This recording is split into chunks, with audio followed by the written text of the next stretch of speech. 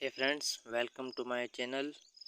आज की इस वीडियो में हम आपको परफेक्ट हेयर ड्रॉ करने के बारे में बताएंगे। तो ये देखिए, ये है फाइनल आउटपुट।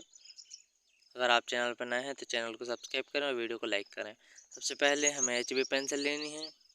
HB पेंसिल से थोड़े थोड़े ड्रॉ के सेट्स ड्रॉ करने हैं।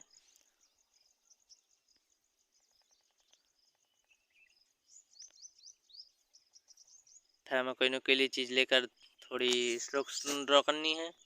फिर ऊपर से HB पेंसिल, फिर थोड़ा थोड़ा ब्लेंड करना है। ब्लेंड करने के बाद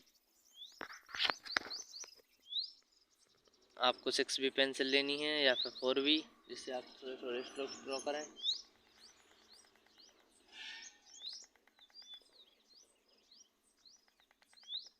पेंसिल पर ज़्यादा प्रेशर ना दें,